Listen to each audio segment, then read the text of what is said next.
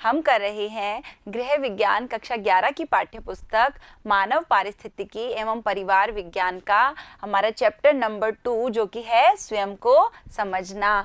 अब तक हमने इस चैप्टर में समझा कि मैं कौन हूँ, मुझे मैं कौन बनाता है, ऐसी कौन सी बातें हैं जो मुझे दूसरों से अलग बनाती है, स्वाभिमान का अर्थ क्या होता है, या स्वयं को समझना क्यों ज़रूरी है, क्या जो हम 5 साल पहले थे वो आज भी हैं। इन सारी बातों की चर्चा की थी हमने अब तक। आइए अब जानते हैं हम इसके क्वेश्चन एंड आंसर। पहला प्रश्न है हमारा, स्वयं शब्द से आप क्या समझते हैं, समझाइए। उदाहरण देकर इसके विभिन्न आयामों पर चर्चा कीजिए। हमने जान लिया था कि स्वयं शब्द का अर्थ क्या है। आइए दोबारा एक बार और देखते हैं और फिर चर्चा करते हैं स्वयं के विभिन्न आयामों पर। हमारे माता पिता, भाई बहन, अन्य संबंधियों, मित्रों तथा हमारे बीच अनेक बातें सामान्य है, परंतु फिर भी हम में से प्रत्येक व्यक्ति अलग है जो अन्य सभी से भिन्न है। हम पहले भी बात कर चुके हैं कि हमारा जो परिवार है, माता पिता, भाई बहन, संबंधी, सगे, छात्र छात्राएं, इन सब में बहुत सारी ऐसी बातें हैं जो समान है हमसे और बहुत सारी ऐसी बातें हैं जो अलग भी हैं। तो ये जो अलग बातें हैं वो हमें मैं होने का एहसास दिलाती हैं। ये वो बातें हैं जो हमें बताती हैं कि विश्व की इतनी जनसंख्या में हर व्यक्ति दूसरे से अलग है, फिर चाहे वो किसी भी रूप में हो, विचारों में हो, विशेषताओं में हो, व्यवहार में हो या आदतों में हो।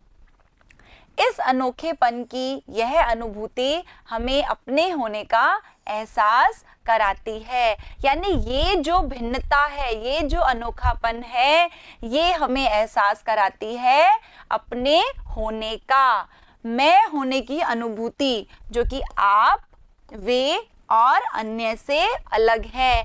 यानी जब ये मैं का अनुभव हो जाता है तब हमें पता चलता है कि ये तीनों से अलग हैं, आप से भी अलग हैं, वे यानी जब हम किसी और की बात कर रहे हैं और अन्य कोई भी हो, इन तीनों से मैं होने का एहसास बिल्कुल अलग है। स्वयं की अनुभूति का अर्थ है यह अनुभव करना कि हम कौन है। जब हम अपने बारे में ये अनुभव कर लेते हैं कि हम कौन हैं, उसे कहा जाता है स्वयं की अनुभूति। स्वयं शब्द का अर्थ है हमारे विचार, अनुभव, सोच, भावनाएं व आदर्श जो हमारे अपने बारे में होते हैं। यानी ऐसे विचार जो सिर्फ हम अपने बारे में सोचते हैं, हमने खुद के लिए जो आदर्श स्थापित किए हैं, या जो हमारी भावनाएं हैं अपने लिए, ये संपूर्ण चीजें जो होती हैं उन्हीं को मिलकर बनता है स्वयं शब्द का अर्थ।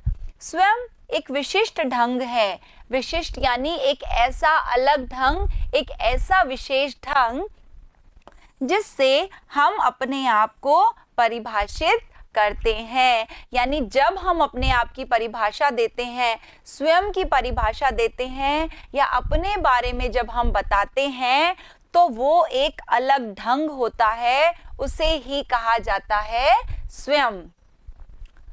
हमारे अपने बारे में विचार ही स्वयं की धारणा है। स्वयं की धारणा क्या है? जो हम अपने लिए क्या सोचते हैं, आप अपने लिए क्या सोचते हैं, जो आपकी धारणा है वही क्या है? स्वयं है।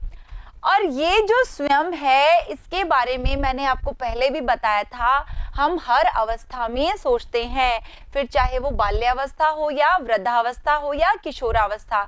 लेकिन किशोरावस्था में हम इसके बारे में सबसे अधिक सोचना शुरू कर देते हैं। इस अवस्था में हमारे शरीर में बहुत सारे परिवर्तन आते हैं, समाज में परिवर्तन आते हैं, हमारे अंदर मानसिक परिवर्तन, भावनात्मक परिवर्तन, संवेगात्मक परिवर्तन आते हैं। तो इस बीच में हम खुद को ढूंढने की कोशिश करते हैं कि मैं कौन हूँ।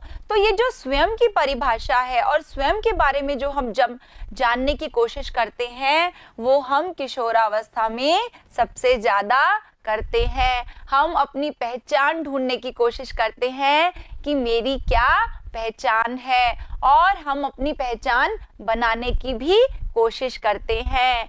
क्लास में मैंने आपको एक एग्जाम्पल दिया था, कोई प्रोजेक्ट दिया जाता है या होमवर्क दिया जाता है तो आपको लगता है मैं सबसे अलग करूं ताकि टीचर के लिए मेरी एक अलग पहचान बने, स्कूल के लिए मेरी एक अलग पहचान बने। इस अवस्था में किसी अन्य अवस्था की तुलना में, किसी अन्य अवस्था यानी कि बाल्यावस्था, प्रौढ़ावस्था, वृद्धावस्था, कोई भी अवस्था हो उसकी तुलना में हम खुद को यानी स्वयं को परिभाषित करने की कोशिश ज़्यादा करते हैं। इसका कारण यह है कि किशोरावस्था में हम समाज में अपनी अलग पहचान बनाना चाहते हैं। एक एग्जाम्पल बच्चों हमने और किया था कि जब हम किसी पार्टी में जाते हैं तो हमें लगता है कि हमारी वहाँ एक अलग पहचान हो, हम ऐसे कुछ अलग कपड़े पहने या कोई ऐसा कार्य हो जिससे हमें एक गर्व महसूस हो, हमारी एक अलग पहचान बन सके, लोग हमारा सम्मान करें, ताकि हमें अपनी पहचान विकसित करने का क्यों सबसे ज़्यादा आभास होता है किशोरावस्था में? क्योंकि इस वक्त हम चाहते हैं कि लोग हमारा हर जगह पर जहाँ भी हम मौजूद हैं, हमारी उपस्थिति है, वहाँ हमारा सम्मान किया जा सके और हमें एक अलग व्यक्तित्व के रूप में पहचाने। क्योंकि बाल्यावस्था में हमें कैसे जाना जाता है कि विजय का बेटा या कुंती की बेटी, लेकिन किशोरावस्था में हमें लगता है कि हम अपनी एक अलग पहचान बनाएं, हमारा एक अलग व्यक्तित्व हो। स्वयं की अनुभूति का अर्थ है यह अनुभव करना कि हम कौन हैं और ऐसी कौन सी बातें हैं जो हमें दूसरों से अलग बनाती है। आपको इसे सिर्फ और सिर्फ समझना है, रटना नहीं है और अपने शब्दों में इसका आंसर लिखना है। इस प्रकार हम कह सकते हैं कि स्वयं शब्द का अर्थ है हमारे अनुभव। देखिए, हम कोई भी कार्य करते हैं तो हमारे पास एक अनुभव आ जाता है, फिर चाहे वो अच्छा अनुभव हो या बुरा अनुभव हो। हमारा जो सोच है, हमारे विचार हैं, उन सब का संपूर्ण रूप क्या है? स्वयं है। तो ये तो बात थी स्वयं की कि स्वयं का अर्थ क्या होता है और किस अवस्था में हम सबसे ज़्यादा स्वयं को परिभाषित करते हैं और क्यों करते हैं। अब हम बात करते हैं स्वयं के आयामों की, जो कि हमारे प्रश्न में दिया हुआ है। स्वयं के दो आयाम होते हैं, पहले भी हमने बात की थी, दोबारा बात करते हैं। पहला आयाम है व्यक्तिगत आयाम यानी कि पर्सनल डायमेंशन।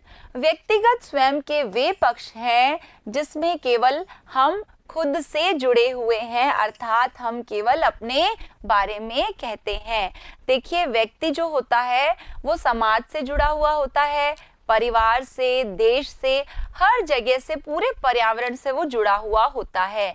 लेकिन जब हम सिर्फ और सिर्फ अपने बारे में बात करते हैं, जहाँ बात सिर्फ खुद की होती है, उसे कहा जाता है व्यक्तिगत स्वयं यानी कि पर्सनल डायमेंशन। हमने एक एक्टिविटी की थी जिसमें मैंने आपको कहा था कि आपको एक लाइन में लिखना है मैं फिर ब्लैंक हूँ। वहाँ जब आपने अपनी बात करी उसे कहा गया व्यक्तिगत स्वयं। आइए देखते हैं इसके पक्ष कौन कौन से हैं। शारीरिक पक्ष, व्यवहारिक पक्ष, मानसिक पक्ष एवं भावनात्मक पक्ष। जब आपने उस एक्टिविटी में अपने सिर्फ शरीर का वर्णन किया, जैसे कई बच्चों ने लिखा मैं लंबा हूँ या लंबी हूँ, कईयों ने लिखा मैं छोटा हूँ या कईयों ने लिखा मैं पतला हूँ या मैं पतली हूँ, वहाँ आपने व्यक्तिगत आयाम तो बताया लेकिन उसका केवल शारीरिक पक्ष रखा। जहाँ आपने बताया अपने व्यवहार के बारे में, मैं मधुर भाषी हूँ या मैं हंसमुख हूँ या मुझे गुस्सा बहुत ज़्यादा आता है या मुझे कभी गुस्सा नहीं आता, तो ये जो सारे उदाहरण हैं वो किस बारे में है? आपके व्यवहारिक पक्ष के बारे में। एक बच्चों आपने उदाहरण दिया था, आपने अपने जो एक्टिविटी में आंसर दिया था, मैं डॉक्टर बनना चाहती हूँ, या मैं एक टीचर बनना चाहती हूँ, या मैं वैज्ञानिक बनना चाहता हूँ। तो ये जो सारे उदाहरण थे, इसमें अपने आप को आपने मानसिक पक्ष के रूप में रखा, यानी आपको पता था कि मेरी मानसिक क्षमताएं क्या है, मैं बहुत होशियार हूं तो मैं ये काम कर सकता हूं। ये भी आपका व्यक्तिगत आयाम है, लेकिन ये जुड़ा हुआ है आपके मानसिक पक्ष से। और बात करते हैं भावनात्मक पक्ष की, जहां आपने उदाहरण दिया था, मैं अपने माता पिता का सम्मान करता हूं, मैं बहुत दयालु हूं, यानी मेरी जो भावनाएं हैं उसमें दया की भावना है। निर्दयी जो लोग होते हैं, मैं वैसा नहीं हूं, मैं दयालु हूं। तो ये आपने अपना कौन सा पक्ष रखा? भावनात्मक पक्ष। तो बच्चों ये था हमारा व्यक्तिगत स्वयं। आइए अब बात करते हैं हम सामाजिक स्वयं की, यानी कि सोशल डायमेंशन। सामाजिक स्वयं का अर्थ उन पक्षों से है जहां आप अन्य व्यक्तियों के साथ जुड़े हुए होते हैं। देखिए यहाँ अन्य व्यक्तियों से हमारा आशय है, घर में आप पूरे परिवार के साथ जुड़े हुए होते हैं, फिर चाहे वो आपके माता पिता हो, कोई संबंधी हो, भाई बहन हो, दादा दादी हो, या कोई भी हो। स्कूल में आप टीचर्स से जुड़े हुए होते हैं, छात्रों से जुड़े हुए होते हैं, समाज में आप संपूर्ण लोगों से जुड़े हुए होते हैं, एक देश में जब आप होते हैं तो देशवासियों से जुड़े हुए होते हैं। जब हम एक धर्म की बात करें या संस्कृति की बात करें तो वहाँ उन लोगों से आप जुड़े हुए होते हैं। तो इनमें कौन कौन शामिल है? जो आपस में बांटना, सहयोग की भावना, समर्थन की भावना और एकता की भावना हमारे सामाजिक स्वयं में शामिल होती है। परिवार के संदर्भ में अगर हम बात करें तो जो सामाजिक स्वयं है वो क्या है? मैं अपने भाई बहनों से बहुत प्यार करती हूँ, या मैं अपने माता पिता का सम्मान करती हूँ, या मैं अपने सगे संबंधियों से बहुत प्रेम करती हूँ। तो जहाँ भी आपने अपना जो अर्थ लगाया, स्वयं का जो अर्थ दिया, जो स्वयं को परिभाषित किया, परिवार के संदर्भ में किया, ये आपका सामाजिक स्वयं कहलाएगा। दूसरा हम बात करते हैं, हमने पहले भी बात की थी समुदाय की। समुदाय के अंदर बच्चों सब चीजें शामिल होती हैं, फिर चाहे वो धर्म हो, आपका व्यवसाय हो, राज्य हो, देश हो, आपका रहन सहन हो, संस्कृति हो, या आपका खान पान हो। जैसे आपने कहा, स्वयं को परिभाषित किया कि मैं हिंदू हूँ या मैं मुसलमान हूँ। यहाँ आपने अपना व्यक्तिगत स्वयं नहीं बताया, बल्कि अपना सामाजिक स्वयं बताया, क्योंकि हिंदू, मुस्लिम, सिख, ईसाई, जब आप खुद को इस बारे में परिभाषित कर रहे हैं, इसका अर्थ है आप बात कर रहे हैं अपने सामाजिक स्वयं की। और देखते हैं हम आगे उदाहरण। आपने कहा मैं शिक्षक हूँ, यहाँ आप बात कर रहे हैं अपने सामाजिक स्वयं की व्यवसाय से जोड़कर। आप बोल सकते हैं मैं शिक्षक हूँ, या मैं एक डॉक्टर हूँ, या मैं इंजीनियर हूँ। तो यहाँ आपने अपनी बात जो करी अपने प्रोफेशन यानी अपने व्यवसाय के संबंध में करी, सामाजिक स्वयं की। आपने कहा मैं राजस्थानी हूँ, या मैं पंजाबी हूँ, या मैं गुजराती हूँ। तो यहाँ अब आप अपनी जो बात कर रहे हैं कि आपका जो राज्य है या मूल रूप से आपकी जो संस्कृति है, आप उस पक्ष पर जोर दे रहे हैं, और वो आपका सामाजिक स्वयं है। और हम बात करते हैं मैं भारतीय हूँ, या मैं अमेरिकी हूँ, या मैं चीनी हूँ। यहाँ जब आपने स्वयं को परिभाषित किया, अब आपने जो सामाजिक स्वयं दिया वो अपने देश के संदर्भ में दिया। तो ये बात थी हमारे सामाजिक स्वयं की। आइए चलते हैं हमारे अगले प्रश्न की ओर। स्वयं को समझना महत्वपूर्ण क्यों है? ये प्रश्न केवल एग्जाम की दृष्टि से ही नहीं, बल्कि आपके जीवन के लिए भी बहुत महत्वपूर्ण है कि स्वयं को समझना क्यों जरूरी है। किसी भी व्यक्ति को स्वयं के बारे में समझना अति आवश्यक है, यानी कि बहुत जरूरी है। क्योंकि इससे व्यक्ति स्वयं को ज़्यादा से ज़्यादा जान पाता है। देखिए, जैसे ही हम स्वयं के बारे में समझना शुरू करते हैं, हम प्रश्नों को ढूंढने की कोशिश करते हैं, तो हम अपने बारे में ज़्यादा से ज़्यादा बातें जान पाते हैं और हमारा जो व्यक्तित्व होता है, हमारी जो पर्सनालिटी होती है, उसमें निखार आ जाता है। क्योंकि जब हम उन प्रश्नों का उत्तर ढूंढते हैं, मैं कौन हूँ या कौन सी बातें मुझसे दूसरों से अलग हैं, तो क्या होता है, हम अपने अंदर कुछ विशेषताएं लाना चाहते हैं या कुछ बुरी चीज़ों को दूर करना चाहते हैं। तो हम जैसे जैसे स्वयं को जानने की कोशिश करते हैं, तो हमारा व्यक्तित्व भी निखरने लगता है। हमने पहले भी बात की, एक बार फिर से बात कर रहे हैं कि किशोरावस्था के दौरान हम अपने बारे में सबसे अधिक सोचना शुरू कर देते हैं। कब से कब तक होती है ये किशोरावस्था? जैसे ही बाल्यावस्था समाप्त हुई, हमारी किशोरावस्था शुरू हो जाती है। लगभग 11-12 से शुरू होकर और 20-21 तक की अवस्था चलती है। हम इस अवस्था में सोचते हैं हम कौन हैं और मुझे अन्य से भिन्न कौन सी बातें बनाती है। हम अभी इसके बारे में चर्चा कर चुके हैं किशोरावस्था के बारे में।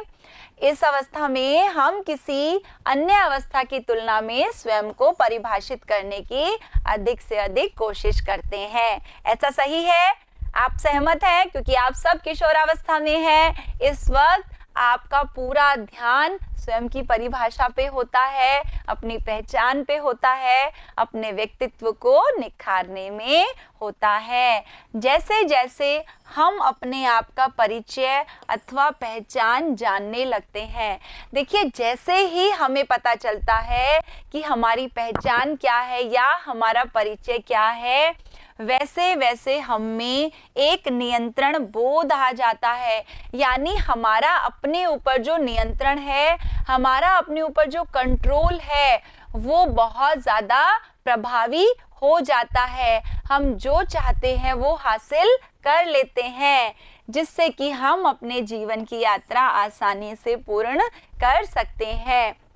देखिए, जीवन की यात्रा ऐसा नहीं है कि कोई पूर्ण नहीं करता, सब लोग पूर्ण करते हैं। लेकिन जैसे ही हमें इन प्रश्नों का उत्तर मिल जाता है, तो वो यात्रा और ज़्यादा आसान हो जाती है। हमने आपको बताया था कि जो स्व मूल्यांकन होता है, उसी को हम स्वाभिमान भी कहते हैं। तो जैसे ही हमने खुद का मूल्यांकन करते हैं, तो हमें पता लगता है कि ऐसी कौन सी बात थी जिसके कारण मुझे सफलता मिली, तो हम उस बात को बरकरार रखते हैं। या ऐसी कौन सी बात थी जिसके कारण मुझे असफलता मिली, हम उन कारणों को दूर करने की कोशिश करते हैं।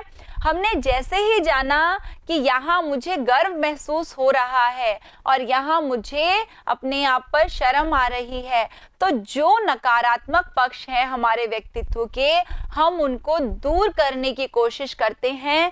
कब? जब हम अपने आप को जानने लग जाते हैं और ये जो तनाव होता है वो हमारी जिंदगी से धीरे धीरे जाना शुरू हो जाता है और हमारे जीवन की यात्रा आसान हो जाती है। आत्मविश्लेषण सिर्फ स्वयं द्वारा किया जा सकता है। आत्म, जैसा कि नाम से ही स्पष्ट है, खुद का जो विश्लेषण होता है, हम अगर कहें अपनी माता से या अपने पिता से या अपनी ब्रदर या सिस्टर से कि आप हमारा विश्लेषण कीजिए, यह संभव नहीं है। खुद का विश्लेषण हम सिर्फ खुद ही कर सकते हैं। इसलिए हमें लगातार यानी निरंतर स्वयं से पूछते रहना चाहिए कि हम कौन हैं। ये क्वेश्चन हमेशा हमें अपने आप से पूछना चाहिए, फिर चाहे वो कोई भी अवस्था हो, चाहे बाल्यावस्था हो, किशोरावस्था हो या फिर व्यस्कावस्था हो, प्रौढ़ावस्था हो या वृद्धावस्था। हर अवस्था में अगर हम ये प्रश्न खुद से पूछते रहते हैं कि मैं कौन हूँ, तो ये होता है हमारा आत्म विश्लेषण। यह प्रश्न यानी कि मैं कौन हूँ हमारे लिए एक ऐसा प्रश्न होना चाहिए जिसे हम खुद से जीवन भर पूछते रहें, क्योंकि एक स्वस्थ व्यक्तित्व वाले व्यक्ति में सुधार की संभावना हमेशा बनी रहती है।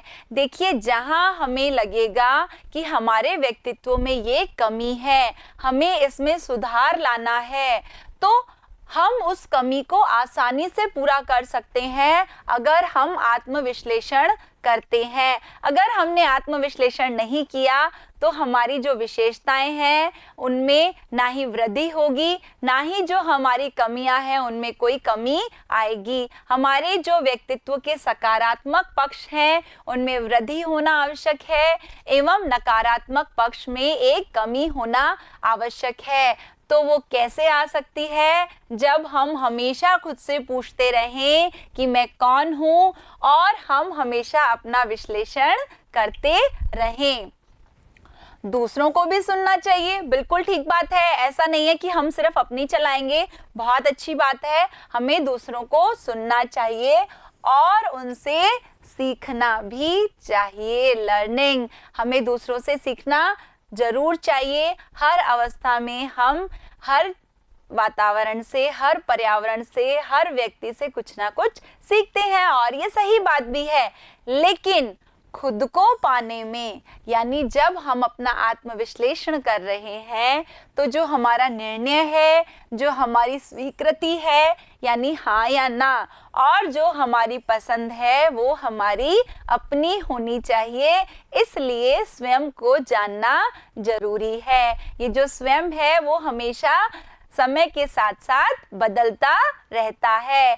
5 साल पहले हमारी स्वयं की परिभाषा कुछ और होती है, 5 साल बाद वो परिभाषा बदल जाती है। तो ये थे वो कारण जिनके लिए स्वयं को जानना जरूरी है। उम्मीद करती हूँ आपको इस वीडियो में अच्छे से समझ आ गया होगा स्वयं के बारे में। मिलते हैं अगले वीडियो में। धन्यवाद।